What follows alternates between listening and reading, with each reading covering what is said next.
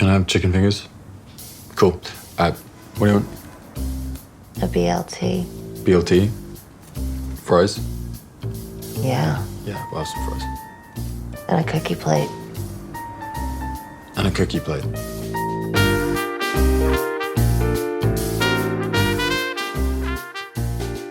Hello, guys, and welcome to another episode of Hollywood Gold. I'm your host, Daniela Taplin Lundberg. I'm here with Bex.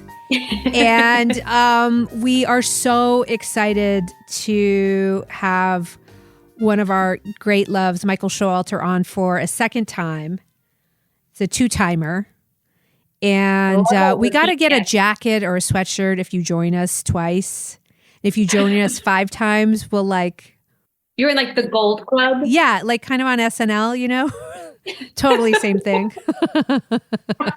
SNL and Hollywood Gold podcast, exact same content.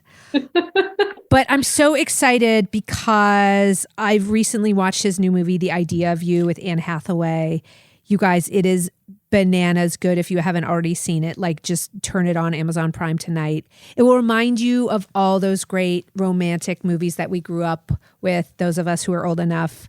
He mentions Notting Hill, but I'm reminded of all the Richard Curtis movies, Nora Ephron, Nancy Meyers, Pretty Woman. I'm not sure it's PC to say that anymore, but I loved that movie so much when I was in 8th grade. And so this movie captures all that sort of authentic romance that I really used to love.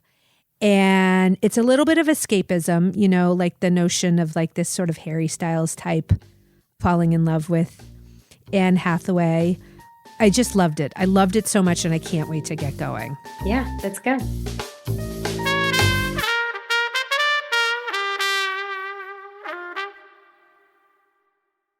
Michael Showalter, my bestie, my love. I'm so excited to be talking to you today. I think I told you, you guys graciously sent me a link to The Idea of You, and I watched it with my 15-year-old daughter, and we went bananas for it. And you kept texting being like, are you done? But we couldn't finish it because my daughter kept pausing it because she couldn't handle how good it was. Really? What was it like watching it with you? Because it gets kind of sexy and stuff. How was that? You know, I accidentally watched Saltburn with her, so we've really already crossed the Rubicon there. Yeah. We're comfortable with it. We can handle it. She'll be like, "Mommy, this is crazy," and then it's fine.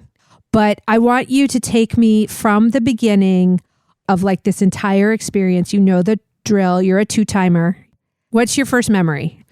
I was approached by Jennifer Westfeldt, whose work I'm a huge fan of. Me too. Kissing Jessica Stein. I mean, iconic. Yeah. And she was working on the movie. Anne Hathaway was attached. I knew nothing about the book. I really like Anne Hathaway. I really like Jennifer. And I love romantic comedy.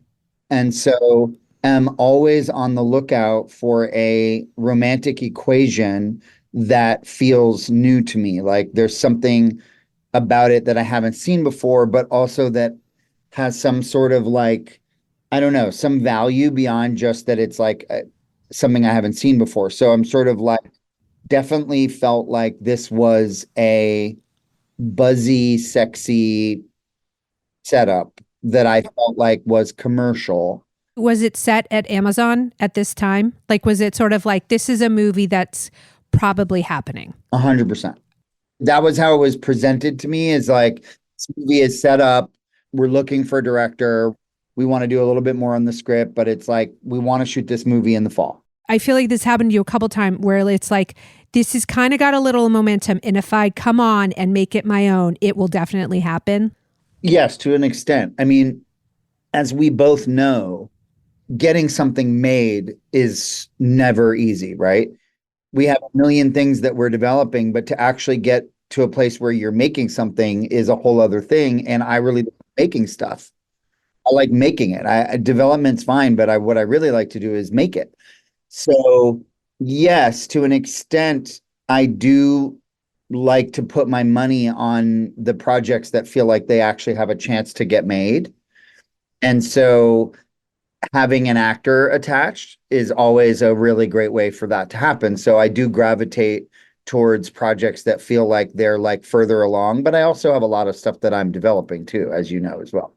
What were you like very clear on wanting to achieve in order for you to come on?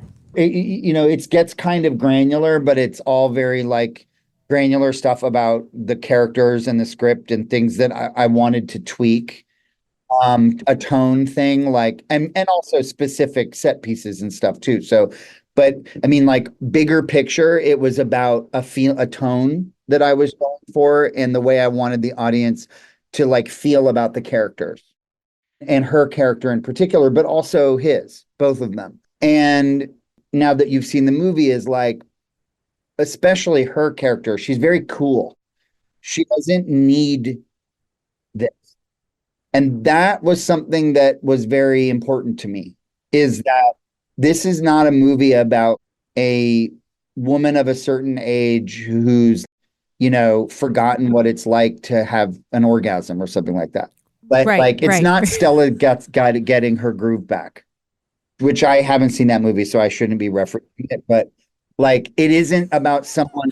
But Taye Diggs does give her groove back. I totally get that reference. It's not a movie about like having lost your sense of self. She's in the world, this woman. And we don't go in. Actually, I think this got cut out. But like, she even talks about, she dates. She's got some guy she's dating and like hooking up with. He doesn't have a good sense of humor. Like, she's fully in the world. She's gotten to a place where she's somewhat ambivalent about relationships and stuff, but not in any, like, this is not someone who needs a relationship or love to complete herself at all. There's a coolness to her and like a maturity to her and a sophistication to her that is very central to this movie. And it was fun building that. It was fun creating that. It was fun, like, coming up against the little moments that establish that for the audience and seeing, the interesting ways in which those kinds of characters can go in different directions, and what are the little moments that you need to kind of focus on to make sure that they go in the direction you want them to go. But then also with the Hayes character, that he's not just a fantasy hot guy. What I think is really true about Hayes, and it informs his whole character, is that he auditioned for this band, which is true of many boy bands. It's really not that different than being cast in a part in a play or a TV show. Right. I would be curious to know how that feels to, on some level, it's yours, but it's not yours at the same time. It's a strange feeling. So the Hayes character is very much grappling with that. Yes. I'm the biggest star in the world. Everywhere I go, millions of women and girls are screaming my name, and everyone, and all these things. But like, if I hadn't gotten this, if it weren't me, it would be someone else.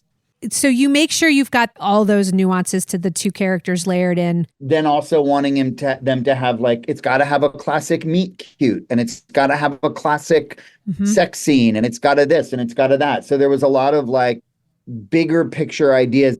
It has to have an iconic meet cute. And so those kinds of things. One of my favorite movies is Notting Hill. And this movie is in every way kind of a riff on Notting Hill. Talk to me about like the casting and finding Nicholas, and how a part of Anne was a part of this. Like, talk to me about like your prep work. So then we start looking, we kind of have a script that we like. I'm working with Kathy Schulman, the producer, very closely. Oh, she's great. Starting to see this version of the movie coming into focus.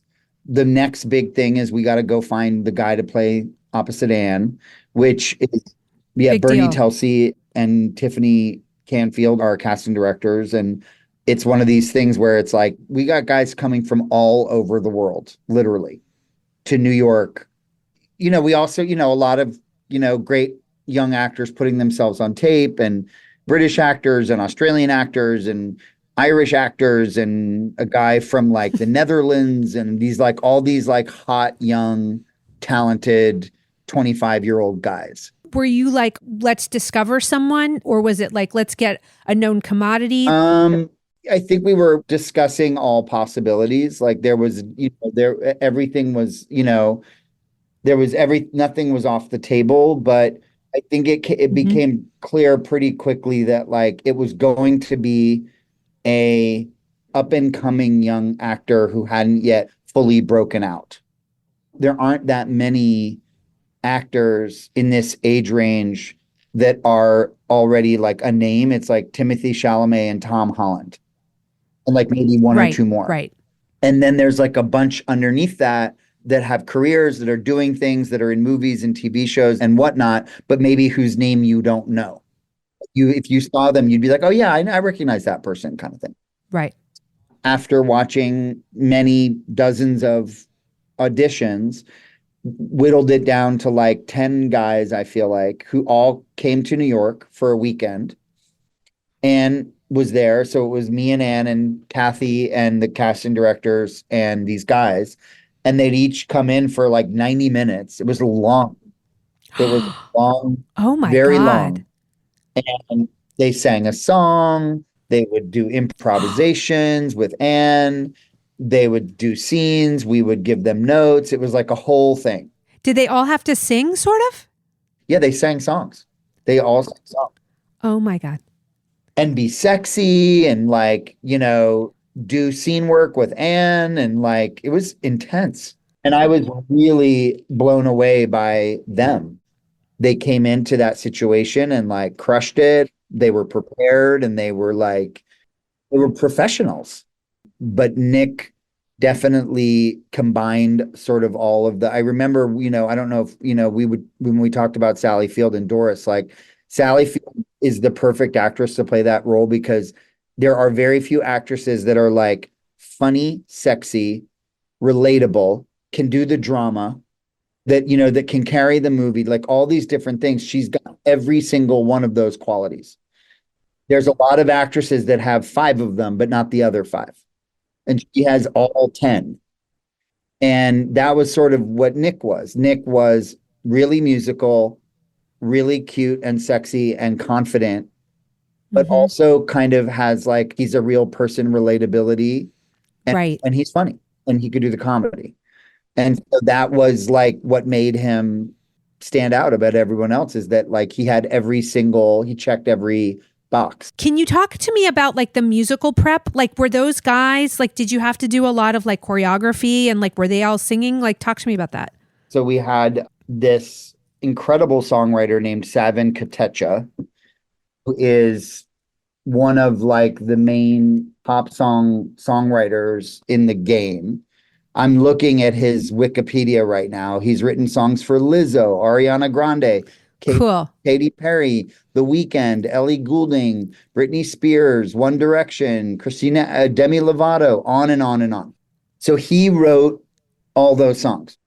Then we had a choreographer named Danny Vitale, this wonderfully talented choreographer, and her assistant choreographer, Scott, worked all day long, every day with those 5 guys, the August Moon guys. Okay. To kind of give that feeling that you get when you see the movie, that they've done this a million zillion times.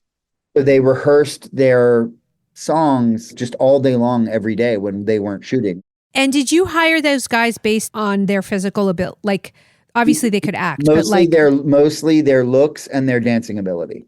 Okay, cool. So we were casting mostly like good looking guys that looked right, who were great dancers. And did they actually sing or no? No, Nick is singing. Oh, Nick is singing? Yes, Nick does all his own singing. Oh my God. Love Nick. Nick has an insane singing voice. Insane.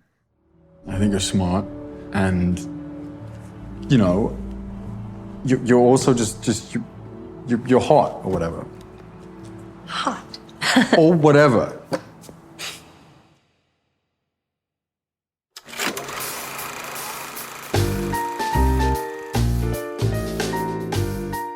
So you're doing that. You're prepping those guys. Yep. Anne is, flying in the week before. Are you rehearsing? Like, talk to me. No, not really rehearsing, but lots of, intense prep, finding the right locations. And we shot the whole movie in Atlanta, which for any of your listeners who haven't seen the movie, it's not set in Atlanta. It's set in California and then New York City and all over Europe. And you never know that we're in Atlanta. No, you did a great job of masking that. And Coachella, Wait, Coachella was shot in Atlanta? Atlanta.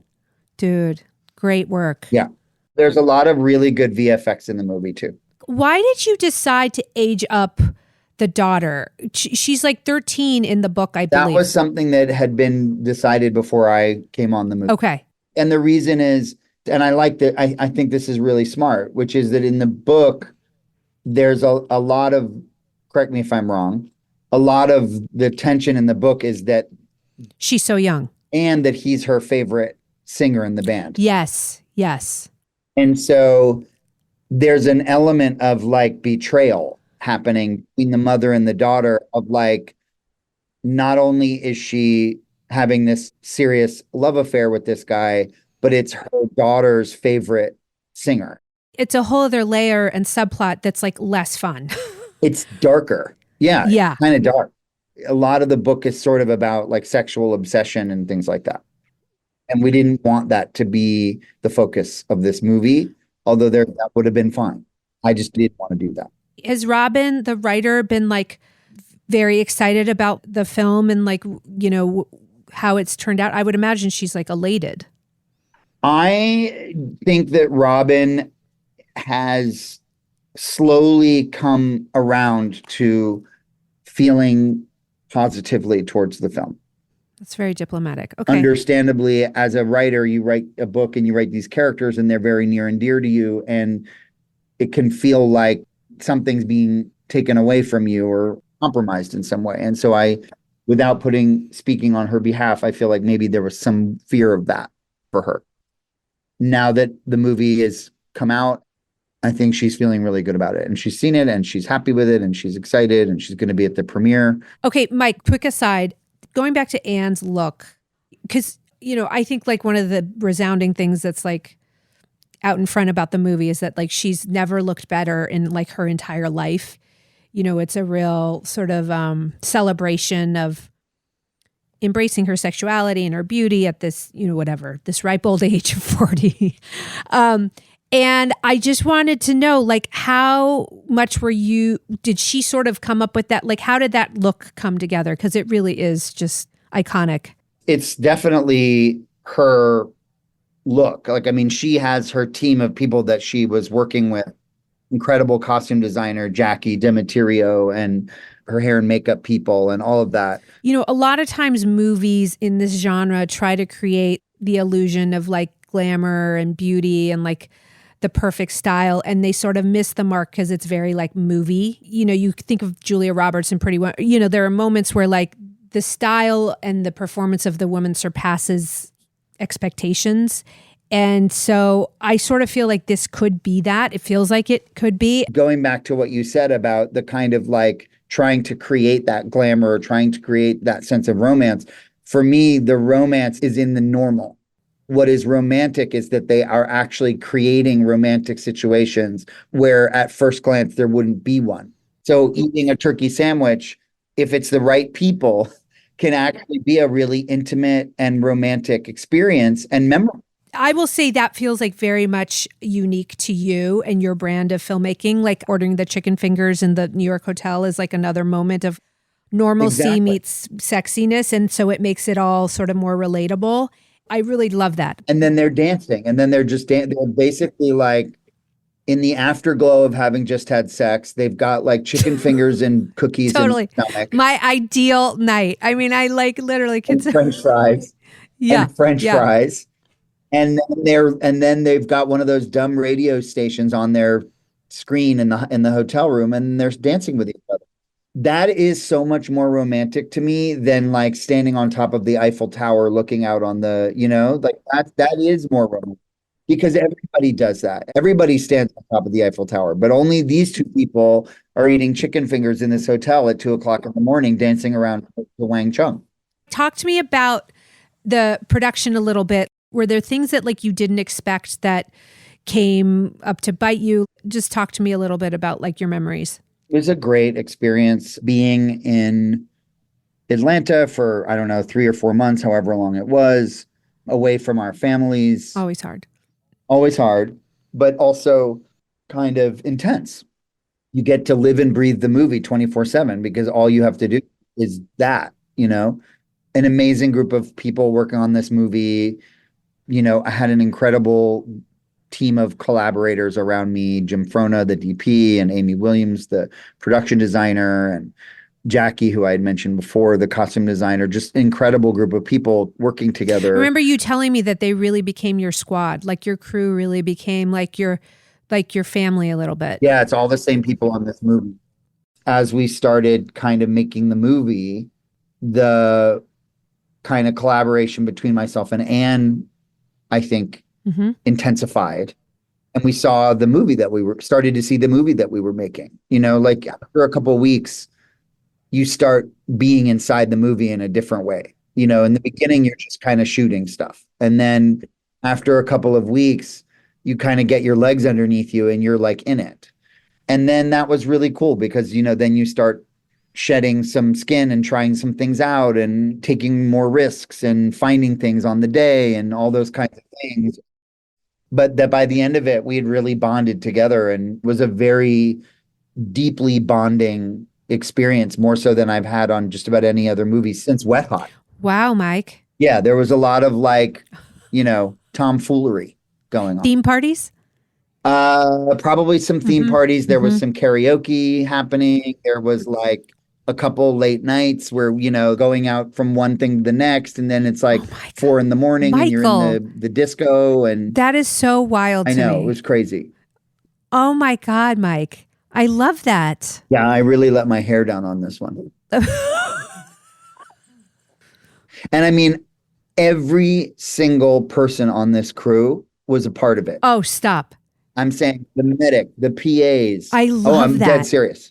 Everybody was friends. That sounds incredible. I'm so jealous. It was fun. Now tell me about the edit. It feels like that went relatively smoothly. Like everyone was pretty psyched. Like, tell me. Well, I was working with Peter Teschner, who I'd done Spoiler Alert with, and he and I have a great kind of flow. The first cut freaked me out quite a bit, to where I was like, because I had felt so good about the shoot. And I felt good about the individual scenes that I was watching as we were shooting too. But when I saw it all together, something was very off. In fact, I'm sure I had fun conversations with you about it. Yeah, we did. And I was really worried that I had screwed up. But it's kind of the fascinating thing about editing, and so true about how editing is writing. It is exactly the same thing, is one calibration can change everything. And the major calibration that we changed, and sometimes it's not like I immediately know what it is, even though it's my story, is that in the first cut of the movie prior to my director's cut, Anne's character, Solène, is sort of, there's a love at first sight thing that was happening. So interesting. The story that was being told was that from that first moment they meet in the bathroom, she's knows how she feels, which is not, if you see the movie, which is not remotely the case. She's too much of an adult. It's literally like a full hour before she even remotely allows herself to have feelings for him. And so making that change, and it just took me a minute to identify it, changed the whole feeling of the movie. Oh, Mike, that's awesome. And so when we made it more what it is, which is she thinks he's cute, sure, but she has no actual feelings for him for a bunch of reasons. Primarily, why would she be? He's Harry Styles. What's she going to think? Like, I went to Coachella and like met Harry Styles in the bathroom and now we're in love.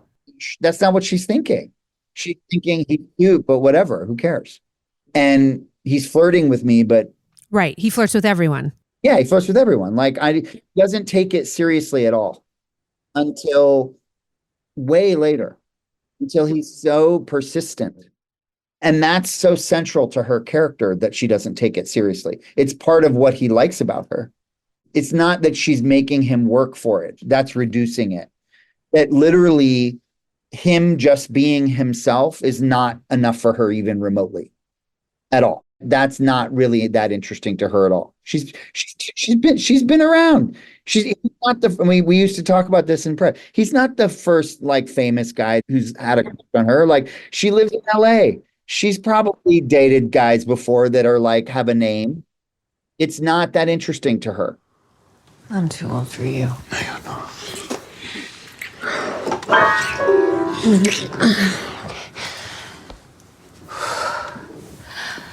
I could be your mother. You're not. But I could be. You're not.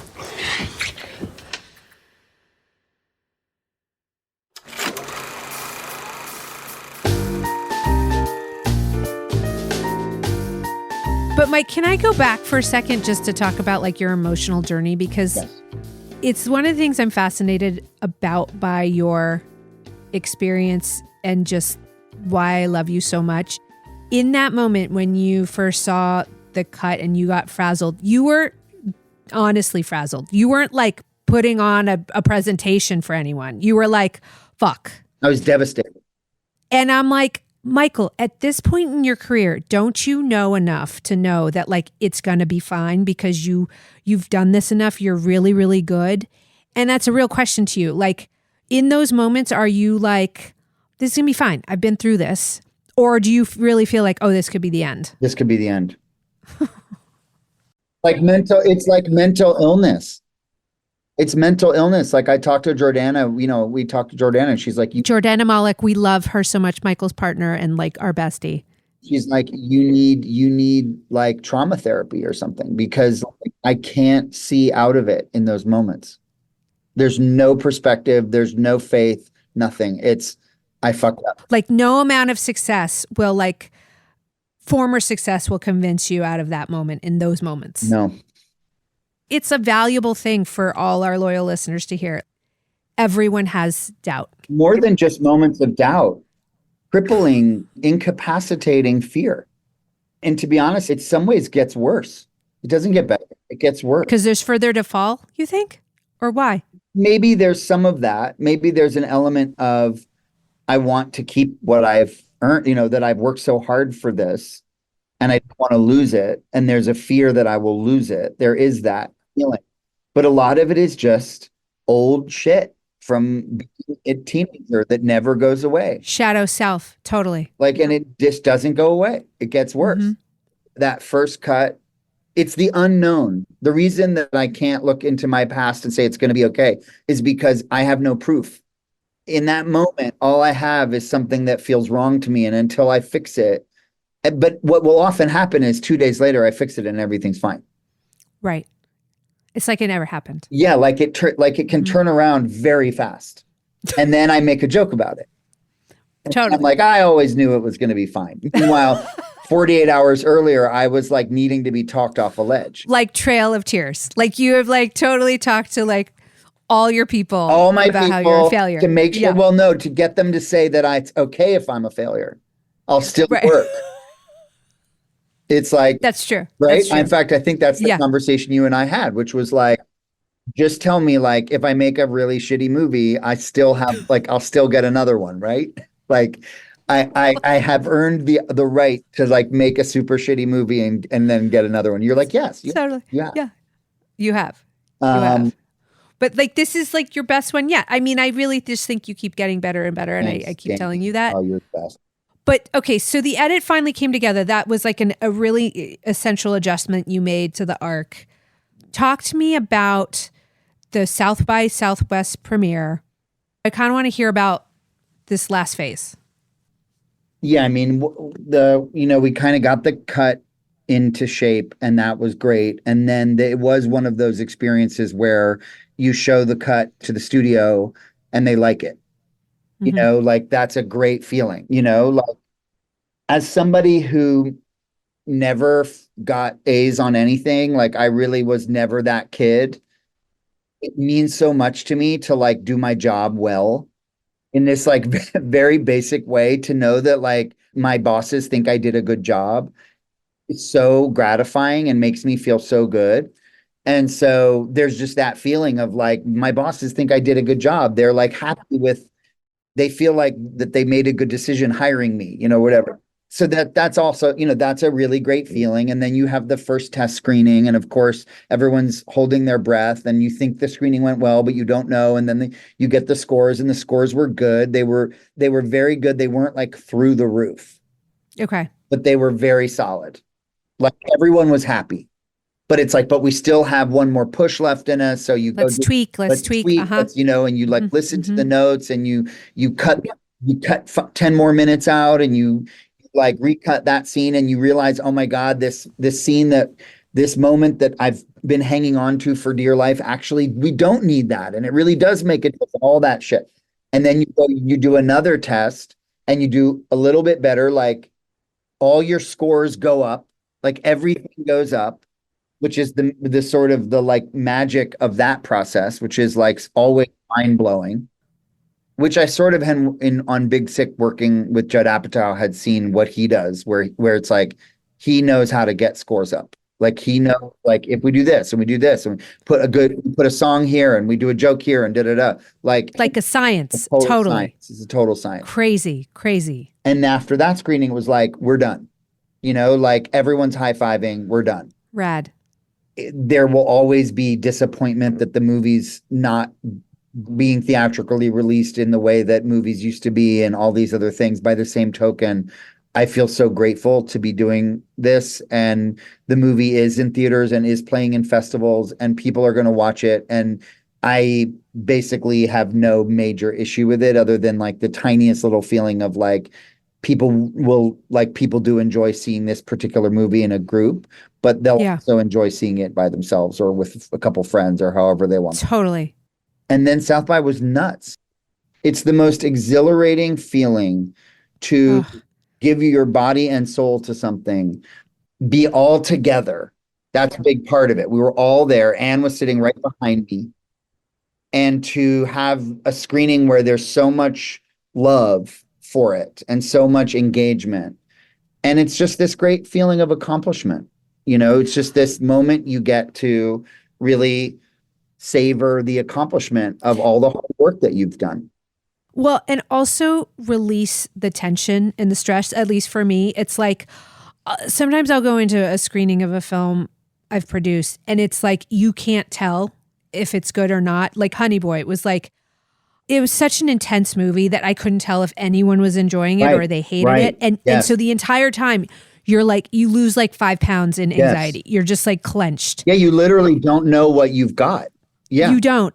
I'm sure it was like people were with you and exclaiming and like shouting and then you can just relax because you're like, oh, they're here. They're in it. And I don't need to stress about that anymore. Yes. Okay. And that is magical and so rare. Yeah. So I think you need to. And I have had the other experience when I'm like, genuinely, this is not a joke, in the back of the theater in the fetal position. That's happened to me twice. Which? Tammy, The Eyes of Tammy Faye. Oh, really? During like a test screening? It was the first time I saw it in the same theater as Jessica Chastain. Oh, Jesus. So like we had put together like a little screening for her to be a part. Like we had like 100 people in a room, and then she slipped in at the very end so that she could watch it with an audience. And she was seeing the movie for the first time and I couldn't deal with it at all. Like you were on the ground for real? On the ground, like clutching my stomach, like bed bugs crawling up into your and like wincing in agony. And then the other was Lovebirds, Paramount, the screening. Oh, the screening for Paramount, just same thing. Like there was some kind of a sort of friends and family, 50 people in a screening room, but like 5 of the 50 people were executives, and it just wasn't. All of the things that I knew were wrong with the movie is all I could see. And somewhat that was true with Tammy too. Like all of the flaws were like screaming at me. And I was just like doubled over in the back, like I was having like an appendicitis or something. What is the one thing that you took away from this movie, or that you want people to take away from this movie? Like, you've made a lot of things and you're proud of all of your babies, but this feels like one that you really, really put your mark on. And so is there something? No, Okay. there's really not. I just want people to. That stays in. That stays in. There's really not. Yeah. I just want people to enjoy the movie and have a good time. That's what I want us to return to, guys. Yeah. Here to her first. Let's just go enjoy ourselves and laugh and like feel sexy and cry and all the things. Yep. And eat chicken fingers and cookie plate. I love you so much. I miss you. I love you. Love you, dude. Talk to you later. See you soon. Bye.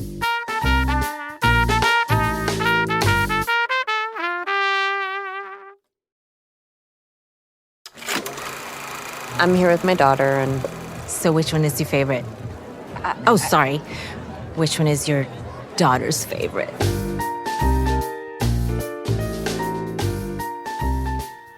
Oh my gosh, guys.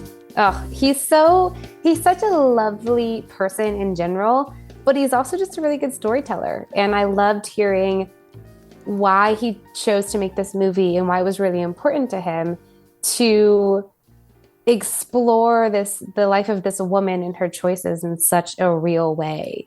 So it made me love him even more than I love him so much. I also love that his willingness to like admit his insecurities even at this stage of his career. Yeah. Like it's so incredible to me that he can still doubt himself as much as he does when he's had like such incredible success. But you guys, beyond all that, we have a very special guest in our post wrap up. She's at school right now. You just heard the bell. We have B. Lundberg, my middle child, and a true lover of this movie. She watched it with me in our kitchen, and it took 3 hours to watch, even though it's like less than 2 hour movie, because she was just kept pausing it because she was so overwhelmed. I was just like, I don't know. B, say I hi. could First not- of all, say hi. Hello, I'm B. So Bieber, I wanted you to come on because I was trying to communicate to Showalter how strongly we felt about the movie in the moment and how much affection and love and excitement we had for this like budding love affair on screen. And I just was like, I got to bring B on because she's going to tell it best. But B, tell me your feelings while watching the movie, what you loved about it. I really thought it was good because it felt like the intensity was high all the time. Mm-hmm. Like I was on the edge of my seat. Like when I say I was like pausing it, is because I was like I was excited for what was coming next. But I was also like scared. Like I don't know. It was like watching an adventure movie. Yes. I was like it's like an emotional roller coaster. Wow. It was really good, and I felt like there was a lot of like chemistry between the two. They had excellent chemistry. I think that's a They really, totally really did. good point. But BB, you kept, am I wrong when I say like you kept pausing the computer and going, oh my gosh, mommy, and running around the kitchen island because you couldn't handle it? I was like jumping out of my seat. And it's like it didn't help that he's also so handsome. It was like the mix of the two things. Yes, that's right. Now, B, I have a question. Do you love rom-coms in general? Are you really into this type of movie, or would this one in particular just really grabbed you?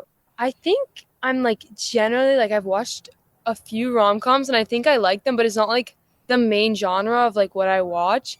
Okay. But like this one, I feel like in a long time, like I've been seeing kind of a lot of, excuse my language, like kind of crappy like rom-coms being done recently. Yeah. I don't know. Like it just feels like the story isn't really developed that well.